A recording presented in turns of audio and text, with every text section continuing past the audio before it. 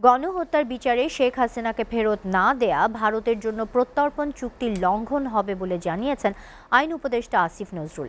সচিবালয়ে সংবাদ সম্মেলনে তিনি বলেন, প্রয়োজনে এই বিষয়টি আন্তর্জাতিক পর্যায়ে তুলবে বাংলাদেশ। আইন উপদেষ্টা বলেন, এক সপ্তাহের মধ্যে 25 জেলায় চিহ্নিত 2,500 সহ ফেব্রুয়ারির মধ্যে সব গায়েবী ও রাজনৈতিক মামলা প্রত্যাহার করা হবে।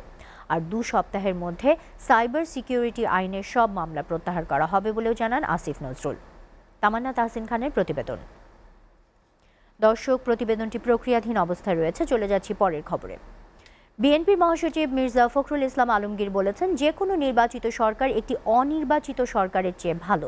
সবাইকে সতর্ক করে হঠকারিতা থেকে বিরত থাকার আহ্বান জানান তিনি।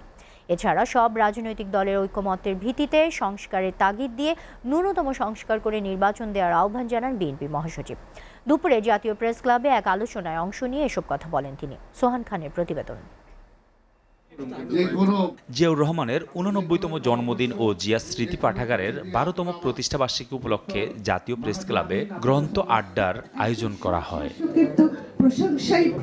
জিয়াউর রহমানের কর্মময় জীবনের নানা দিক ও দেশের বর্তমান প্রেক্ষাপট তুলে ধরেন বক্তারা। যদি গত 50 বছর বা গত 100 বছরের স্লোগানগুলো তালিকাবদ্ধ করে এগুলিকে বিশ্লেষণ করেন, তাইলেও দেখবেন যে সমাজের পরিবর্তন, যুগের পরিবর্তন, মানুষের চিন্তা ভাবনার পরিবর্তন, রাজনীতির আবর্তন, এই সব কিছু এক স্লোগান দিয়ে আপনারা বিশ্লেষণ করতে পারবেন। অন্তর্বর্তী সরকারের নানা ভুল ত্রুটি থাকলেও বিশৃঙ্খলা এড়াতে হঠকারী ও নৈরাজ্য পরিহারের আহ্বান জানিয়েছেন বিএনপি মহাসচিব। বলেন, 5 আগস্টের গণ অভ্যুত্থানের পর দেশে রাজনৈতিক মেরুকরণে নতুন সম্ভাবনা তৈরি হয়েছে। তার সুফল পেতে সবাইকে ধৈর্য ধরতে হবে। ধারণা ছিল যে এটা এত খারাপ হয়ে গেছে, এই আপনার পরিবর্তনের পরে যখন আমরা দু একটা জায়গায় খোঁজখবর নেই, অফিস আদালতে খোঁজখবর নেই, ভয়াবহ কাণ্ড, ভয়াবহ দুর্নীতি, চুরি, ব্যক্তিগত স্বার্থ ছাড়া আর কোনো চিন্তা নেই সরকারি আমলাদের মধ্যে, বলতে আমি বাধ্য হলাম। এই অবস্থার পরিবর্তন তো আপনার এত দ্রুত হবে না, একদিনে হবে না। ধৈর্য ধরেন। এই সরকার অনেক ভুল ত্রুটি করছে, ভুল তো করবেই, তারা সরকারে ছিল না, রাজনীতি করেনি, রাজনীতির বিষয়গুলো তারা তো জানেও না, বোঝেও না, তাই না? তাদেরকে তো সেই সময়টুকু সুযোগ দিতে হবে। বিএনপি কেন বারবার নির্বাচন দেওয়ার দাবি জানাচ্ছে তারও ব্যাখ্যা দেন তিনি। আমাকে বিশেষ করে ছাত্ররা তো বলেই এখানে নির্বাচন করার কারণটা হচ্ছে একটাই, হচ্ছে যে আমরা বিশ্বাস করি, আমি জানি না আমার এই বিশ্বাস ভুল কিনা, যে কোনো নির্বাচিত সরকার কিন্তু একটা অনির্বাচিত সরকারের চেয়ে ভালো।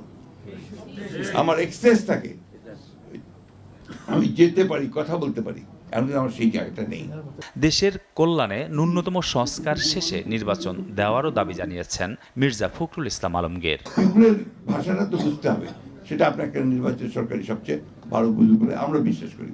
এই জন্য আমরা এখনই করে ফেলতে হবে তা তো বলছি না, ন্যূনতম যে সংস্কারটা প্রয়োজন সেটা করে নিয়ে নির্বাচিত করলে সমস্যাটা অনেকটা সমাধান হবে। সোহান খান, এসিটিভি, ঢাকা।